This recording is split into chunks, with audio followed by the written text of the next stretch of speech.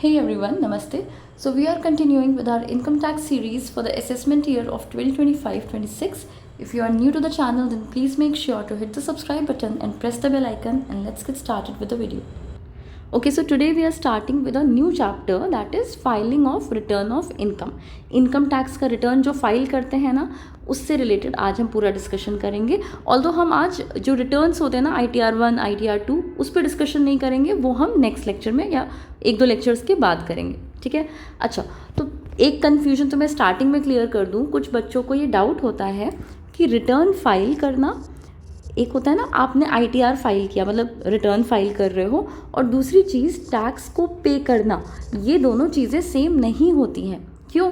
अब मान लो आपने रिटर्न फाइल कर दिया बट आपकी टैक्स की लाइबिलिटी ज़ीरो आ रही है, तो फिर आपको तो टैक्स पे करने की कोई रिक्वायरमेंट नहीं है ना.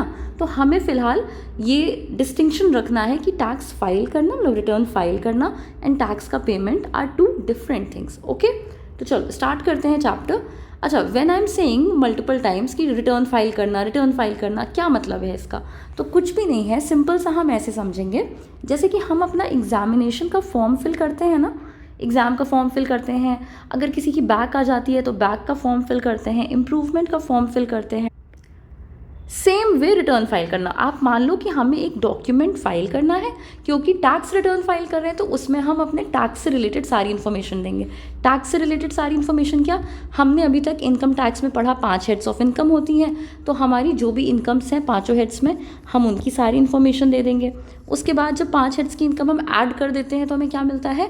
ग्रॉस टोटल इनकम मिलती है. उसमें हम माइनस करते हैं deductions under section 80C to 80U, जो कि आप लोगों को पता होगा क्योंकि आप पीछे का पढ़ के आए होंगे. अगर नहीं पढ़ा है तो प्रीवियस लेक्चर्स देख लेना, लिंक मैंने डिस्क्रिप्शन में दे दिया है. डिडक्शंस को माइनस करते हैं और फिर हमें क्या मिलती है? Total income. टोटल इनकम पे हम टैक्स निकालते हैं अपना. ठीक है. तो मेरी ग्रॉस टोटल इनकम में कौन कौन से कंपोनेंट्स हैं? क्या मेरी इनकम सैलरी की है, या मेरी इनकम PGBP की है, हाउस रेंट से है, कैपिटल गेन की है, कौन सी इनकम है, मुझे कौन कौन से डिडक्शंस मिले हैं, मैं टैक्स न्यू टैक्स रिजीम में फ़ाइल कर रही हूँ या ओल्ड टैक्स रिजीम से पे कर रही हूँ, ये सारी चीज़ें मैं अपने रिटर्न में लिखूँगी. जैसे कि हम फॉर्म भरते हैं ना, तो बस आप ये प्रिज्यूम कर लीजिए कि वो एक फॉर्म है जिसमें आपको अपनी सारी इनकम की डिटेल्स देनी होती हैं, और टैक्स अपना कैलकुलेट करना हो तो खुद ही कैलकुलेट हो जाता है. ठीक है. अब रीड करते हैं one by one. Meaning of return of income. So a return of income is a formal statement submitted by a taxpayer to the income tax department declaring. क्या डिक्लेयर करते हैं हम इस स्टेटमेंट में? इनकम की, एक फिनेंशियल ईयर में आपकी इनकम कितनी हुई, डिडक्शंस कौन कौन से मिले, टैक्सेस अगर आपने पे किए हो. हमने TDS का कॉन्सेप्ट पढ़ा है ना बेटा. TDS कई बार डिडक्ट हो जाता, मतलब आपको सोर्स पे ही जब आपका टैक्स डिडक्ट कर लिया जाता है तो उसकी इन्फॉर्मेशन देनी होती है, और टैक्स लाइबिलिटी और रिफंड ड्यू, कि आपकी टैक्स लाइबिलिटी कितनी बन रही है या आपका रिफंड कितना आ रहा है. इसका मतलब क्या हुआ? अब देखो, मान लो आपका जो सैलरी आता था ना, सैलरी में से TDS कट के ही आपको सैलरी मिलती थी. अब मान लेते हैं कि आपका पूरा जो टैक्स डिडक्शन हुआ है वो 1 लाख का हुआ है, लेकिन जब आपने अपना ITR फाइल किया तो आपने देखा कि आपकी टैक्स लाइबिलिटी तो 80,000 आ रही थी. तो 20,000 का जो एक्स्ट्रा टैक्स आपका डिडक्ट हो गया है उसका आपको रिफंड आ जाएगा. ठीक है. और सेम एग्जांपल को अगर मैं चेंज करूं कि आपका TDS डिडक्ट हुआ था 1 लाख का, बट आपने जो टैक्स फाइल किया है उसके अकॉर्डिंग आपका टैक्स लाइबिलिटी आ रहा था 1.2 लाख का, मतलब 20,000 आपको एक्स्ट्रा पे करने हैं, तो वो क्या है? आपकी टैक्स लाइबिलिटी बन गई. समझ में आया? रिटर्न फाइल करने से क्या होता है? डिपार्टमेंट हमारा टैक्स एक्सेस कर पाता है कि मेरी correct tax liability under income tax act कितनी है. ठीक है. इसमें रिलेवेंट सेक्शंस कौन से हैं ये देख लीजिए. वन बाय वन हम सारे सेक्शंस पढ़ेंगे. सेक्शन 139, 139(1) मैंडेटरी फाइलिंग होता है. इसमें belated return, revised return, return of loss, defective return, verification of return, return file in response to notice, return file in reassessment. Just take a look, हम one by one सारे पढ़ते हैं. तो start करते हैं. सबसे पहले क्या है? ओरिजिनल रिटर्न, कि आपकी ड्यू डेट से पहले आपने अपना रिटर्न खुद ही फाइल किया, टाइम पे आपने फर्निश कर दिया. ठीक है. Filed within the due date, due date के अंदर अंदर ही आपने अपना रिटर्न फाइल कर दिया. Mandatory for the individuals if your total income before deductions exceeds the basic exemption limit. Basic exemption limit क्या है? अगर आप ओल्ड टैक्स रिजीम में हैं तो फिर 2.5 लाख, अगर सीनियर सिटीज़न है तो 3 लाख, सुपर सीनियर सिटीज़न है तो 5 लाख, और अगर आप न्यू टैक्स रिजीम में टैक्स पे कर रहे हैं तो फिलहाल 3 लाख, और नेक्स्ट असेसमेंट ईयर से ये आपका 4 लाख हो जाएगा। ठीक है, तो बेसिक एग्जेम्पशन लिमिट आप जिसमें भी टैक्स पे कर रहे हो उसके अकॉर्डिंग वेरी करेगी। तो अगर आपने ड्यू डेट के पहले पहले अपना रिटर्न फाइल कर लिया है तो उसको हम क्या बोलते हैं, ओरिजिनल फाइलिंग की है आपने अंडर सेक्शन 139 सबसेक्शन 1। अच्छा, अगर आपने ड्यू डेट के पहले रिटर्न फाइल नहीं किया, जैसे इंडिविजुअल्स के लिए रिटर्न फाइलिंग की डेट थी 31 जुलाई, जो कि इस बार एक्सटेंड करके 15 सितंबर की कर दी गई, और फिर 15 सितंबर को नोटिस आई कि 16 सितंबर की डेट हो गई है, ठीक है, 2025। लेकिन अगर आपने 16 सितंबर तक भी रिटर्न नहीं फाइल किया तो उसके बाद अगर आप रिटर्न फाइल कर रहे हो तो वो क्या हो जाएगा, बिलेटेड रिटर्न, मतलब कि आपको जो टाइम मिला था उस टाइम ड्यूरेशन में आपने अपना रिटर्न फाइल नहीं किया।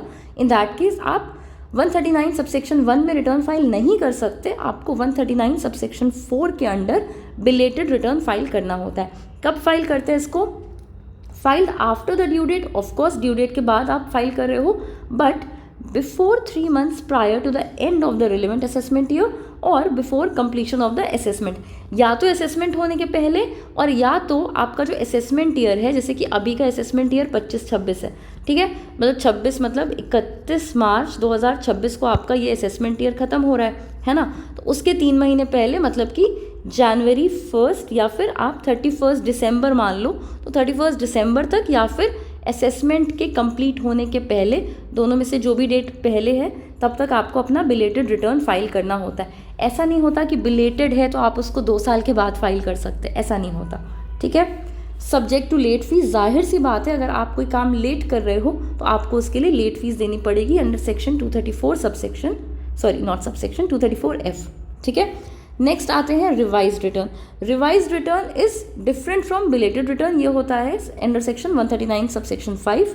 क्या बोल रहा है, if the tax payer discovers any omission और mistake in the original return, a revised return can be filed within the prescribed time limit. मतलब कि आपने 139 सबसेक्शन 1 में ओरिजिनल रिटर्न फाइल कर दिया था, बट बाद में आपको रियलाइज़ हुआ कि कुछ चीज़ें आपसे ओमिट हो गई हैं, ओमिशन हो गया है, मतलब कि कुछ चीज़ें आपने मिस कर दी हैं, कोई इनकम दिखाना आपने मिस कर दिया, या कोई डिडक्शन दिखाना, कोई एग्जेम्पशन दिखाना आपने मिस कर दिया, या फिर आपसे कोई मिस्टेक हो गई है, तो आप दोबारा से रिवाइज्ड रिटर्न फाइल कर सकते हैं, ठीक है। I am sorry, I am not well, तो मेरी आवाज़ थोड़ी सी प्रॉब्लमेटिक हो सकती है, इसीलिए मैं इतने टाइम से वीडियो नहीं बना रही थी।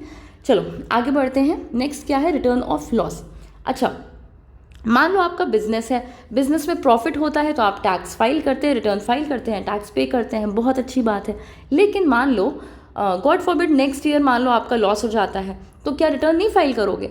रिटर्न तो फाइल करना ही होता है ना हमें, उसको हम रिटर्न ऑफ लॉस बोल देते हैं। क्या है ये, filed if a tax payer incurs a loss under the head PGBP और कैपिटल गेन। देखो कैपिटल गेन में भी हो सकता है कि 10 लाख का आपका कोई एसेट था, लेकिन जब आपने कैपिटल एसेट था ऑल्दो, बट जब आपने सेल किया तो ड्यू टू सम सर्कमस्टांसेस वो आपने 8 लाख पे सेल किया, तो 2 लाख का बच्चे क्या हो गया, लॉस हो गया ना। तो ये लॉस, या फिर आपको PGBP में मतलब प्रोफेशन में या बिजनेस में आपको कोई लॉस हुआ है, in that case you are suppose to file return of loss which is under section 139 subsection 3, ठीक है। अब देखो हमने एक चैप्टर पढ़ा था set of and carry forward of loss. तो अपने लॉस को कैरी फॉरवर्ड करने के लिए इट इज़ मैंडेटरी कि आपने लॉस रिटर्न फाइल किया हो, अदरवाइज आप अपना लॉस कैरी फॉरवर्ड अगले साल नहीं कर सकते, ठीक है। आगे बढ़ते हैं। डिफेक्टिव रिटर्न, नाम से ही पता चल रहा है, अंडर सेक्शन 139 सबसेक्शन 9 हम क्या पढ़ते हैं, डिफेक्टिव रिटर्न। डिफेक्टिव रिटर्न का मतलब क्या, अगर आपका जो रिटर्न आपने फाइल किया था वो डिफेक्टिव मिला या इनकम्प्लीट मिला, मतलब कि आपने कुछ डॉक्यूमेंट्स नहीं लगाए थे, कुछ और गलतियां की थी, तो फिर असेसिंग ऑफिसर जो होता है ना, he notify the tax payer to rectify the defect within 15 days. आपको 15 दिन का टाइम दिया जाएगा और उन 15 दिनों में आपको डिफेक्टिव रिटर्न फाइल करना पड़ेगा, ठीक है। आगे देखते हैं। Return in response to notice, again नाम से क्लियर हो रहा है कि आपको नोटिस मिली थी, उसके रिस्पॉन्स में आप रिटर्न फाइल कर रहे हो।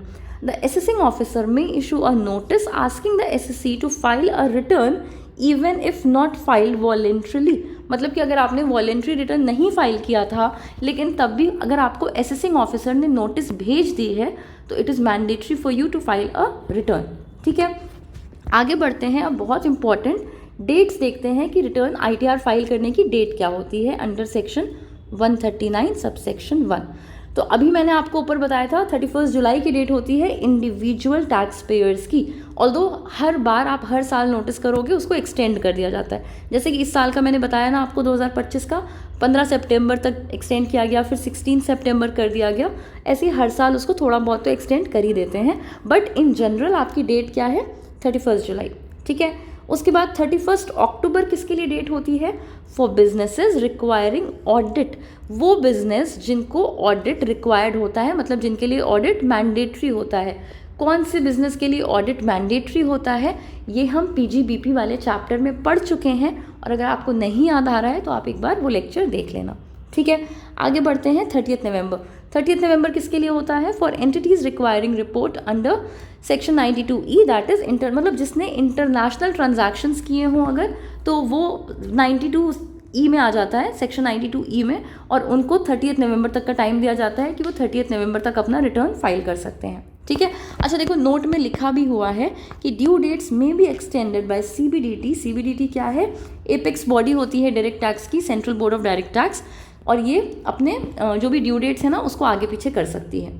पीछे नहीं होता, आगे ही होता है, हमेशा एक्सटेंड होता है। ठीक है, मोड ऑफ फाइलिंग रिटर्न। अच्छा, पहले के ज़माने में तो रिटर्न फिजिकली ही हम लोग फाइल करते थे, मतलब हम लोग क्या, पहले के लोग फिजिकली फॉर्म ले आते होंगे, रिटर्न फाइल करते होंगे, बट आई डोंट थिंक कि अब कोई वैसे कर रहा है। शायद कुछ लोग करते हो, आई डोंट नो, बट अब बहुत ईजिली आप इलेक्ट्रॉनिकली फाइल कर सकते हो। आप गूगल पे जाओगे, सीधे टाइप करोगे, ये साइट डाल दोगे गवर्नमेंट वाली इनकम टैक्स की, और वहाँ पे आप अपना इनकम टैक्स पोर्टल पे ITR फाइल कर सकते हो, या फिर फिजिकली पेपर फॉर्म में आप कर सकते हो। अच्छा, okay, so only for specific cases like super senior citizen. So this benefit, not benefit, actually this is only for super senior citizen. मतलब अगर कोई 80 से ऊपर एज का है तो ये सुविधा सिर्फ उन्हीं के लिए अवेलेबल है कि वो फिजिकली पेपर फॉर्म में अपना ITR फाइल कर सकते हैं, ITR 1 या ITR 4। ठीक है, अभी हम ITR 1, 2, 3, 4 इन सब पे डिस्कशन करेंगे, पूरा 7 ITRs होते हैं। आगे आते हैं, compulsory filing of return under section 139 subsection 1। Okay, so filing is mandatory if the total income, ये हमने ऊपर पढ़ लिया था कि अगर आपकी टोटल इनकम, मतलब gross total income actually basic exemption limit से एक्सीड कर रही है, तो आपको खुद ही मैंडेटरी रिटर्न फाइल कर लेना चाहिए। मैंडेटरी होता है एक्चुअली, चाहिए नहीं, मैंडेटरी होता है। ठीक है, the person holds assets outside India और has signing authority in any foreign account. अगर आपकी ये इनकम वाला पॉइंट नहीं कंसिडर होता है, बट स्टिल आपके पास कोई एसेट है इंडिया के बाहर या फिर फॉरेन अकाउंट में आपके पास साइनिंग अथॉरिटी है, तो भी आपके लिए इनकम टैक्स रिटर्न फाइल करना मैंडेटरी होता है। अगर पर्सन जो है वो कंपनी है या फर्म है, हमने 7 टाइप के पर्सन्स पढ़े थे ना पहली वाली क्लास में, याद करो, पहली वाली क्लास में हमने 7 टाइप ऑफ पर्सन्स पढ़े थे। तो उसमें अगर कंपनी है या फर्म है, ये दोनों एक पर्सन होते हैं ना, तो if you are a company और if you are a firm, in that case हम आपके लिए कोई भी बेसिक एग्जेम्पशन लिमिट नहीं मानते और आपको रिटर्न फाइल करना मैंडेटरी होता है। ठीक है, if a person deposits more than 1 crore in a bank account, अगर आपके बैंक अकाउंट में ना 1 करोड़ से ज़्यादा का अमाउंट पड़ा हुआ है, तो फिर आपका कोई भी, हम ये नहीं देखेंगे कि सैलरी आ रही है, बिजनेस है, आप अपनी इनकम दिखा रहे हो नहीं दिखा रहे हो, वी डोंट केयर, आपके लिए रिटर्न फाइल करना मैंडेटरी होता है। ठीक है, लास्ट पॉइंट क्या है? A person spends more than 2 lakh on foreign travel और more than 1 lakh on electricity bill in a year. मतलब आपने एक साल में 2 लाख से ऊपर खर्च कर दिया अपनी फॉरेन ट्रैवल पे, या फिर आपने 1 लाख से ऊपर खर्च कर दिया बिजली का बिल पे करने के लिए, दोनों ही केसेस में आपको मैंडेटरी रिटर्न फाइल करना पड़ता है। ये सारे केसेस देख लेना, याद कर लेना। ठीक है, इस पे न्यूमेरिकल, अगर एग्जाम पॉइंट से बात करूँ ना, न्यूमेरिकल क्वेश्चंस इन सब को लेके नहीं आते हैं, लेकिन आपको पता होना चाहिए ताकि आप थ्योरेटिकल आंसर्स लिख सको अगर कोई थ्योरेटिकल क्वेश्चन आता है तो। नेक्स्ट आते हैं हम कॉन्सिक्वेंसेज ऑफ लेट फाइलिंग। अगर हम लेट रिटर्न फाइल कर रहे हैं तो उसके क्या कॉन्सिक्वेंस होंगे, फाइन कितना लगेगा, ये देख लेते हैं। So if the return is not filed within the due date, आपको सेक्शन 234A में इंटरेस्ट लग जाता है, जिसको आप पेनाल्टी मान सकते हैं। इस सेक्शन का जिक्र हमने अभी ऊपर भी किया हुआ था। अच्छा, इसके अकॉर्डिंग लेट फी कितनी होती है? ₹5000 if the return filed after due date but before 31 December. अगर 31 दिसंबर के पहले, अभी हमने पढ़ा ना बिलेटेड रिटर्न में, मैंने क्या बताया कि या तो आपका जो असेसमेंट ईयर खत्म हो रहा है उसके 3 महीने पहले, दैट इज 31 दिसंबर, और या तो आपका असेसमेंट कंप्लीट होने के पहले अपना बिलेटेड रिटर्न भी फाइल करना होता है, ठीक है। बट हमने पढ़ा था ना कि बिलेटेड रिटर्न में भी हमें फ़ाइन तो देना पड़ता है, तो कितना फ़ाइन देना पड़ता है? 5,000 रुपये का। अगर आपने रिटर्न फाइल कर लिया 31 दिसंबर के पहले तक, अगर आपने 31 दिसंबर के पहले फाइल नहीं किया, आप 1 जनवरी आपकी डेट चली गई और उसके बाद की कोई डेट चली गई, इन दैट केस 10,000 का आपका फाइन लग जाता है, ठीक है। Okay, and the late fee is limited to ₹1,000 if your total income is below 5 lakh. अगर आपकी टोटल इनकम 5 लाख से कम है, इन दैट केस 1,000 से ऊपर का फाइन आप पे नहीं लगेगा, ठीक है। Losses can not be carry forward. अगर आप ITR नहीं फाइल करोगे या आप लेट फाइल करोगे तो क्या होगा, आप लॉसेस अपने कैरी फॉरवर्ड नहीं कर सकते, लेकिन हाउस प्रॉपर्टी का लॉस कैरी फॉरवर्ड कर सकते हो। दूसरी चीज़ क्या है, पेनाल्टी और prosecution in case of wilful default, मतलब पेनाल्टी लग सकती है, और अगर आप विलफुली डिफॉल्ट कर रहे हो तो प्रोसिक्यूशन का भी प्रोविजन होता है। नेक्स्ट आते हैं वेरिफिकेशन ऑफ रिटर्न पे। वेरिफिकेशन ऑफ रिटर्न में क्या है, every return must be verified and signed by the individual tax payer themselves. Of course अगर हम रिटर्न फाइल कर रहे हैं तो हमारा वेरिफिकेशन तो होता ही है। अगर HUF है तो कर्ता का भी वेरिफिकेशन होना चाहिए, अगर फर्म है तो मैनेजिंग पार्टनर का, अगर कंपनी है तो MD का, मतलब कि मैनेजिंग डायरेक्टर का, और अगर कोई मेंटली थोड़ा रिटार्डेड पर्सन है, इनकेपेबल पर्सन है, तो उसके गार्जियन का, ठीक है। आगे आते हैं, filing return in pan and Aadhaar error. ये सब बहुत कॉमन सी चीज़ें हैं, जब हम एक्चुअल रियल में रिटर्न फाइल करते हैं हमें पता होता है। आजकल क्या होता है, देखो आपका जो आधार कार्ड होता है, आधार कार्ड, पैन कार्ड, आपका बैंक अकाउंट और आपका फ़ोन नंबर सब कुछ लिंक होते हैं, है ना। फ़ोन नंबर आपका, ये सब कुछ लिंक होते हैं। तो आपको जाहिर सी बात है, इसमें कोई लिखना भी नहीं चाहिए था, बट ठीक है आप लिखा है तो पढ़ लो। पैन कंपलसरी होता है रिटर्न फाइल करने के लिए, जाहिर सी बात है। पैन कार्ड हमें इनकम टैक्स डिपार्टमेंट ही इशू करता है, जाहिर सी बात है वो कंपलसरी होता है। आपका आधार कार्ड और पैन कार्ड लिंक्ड होना चाहिए।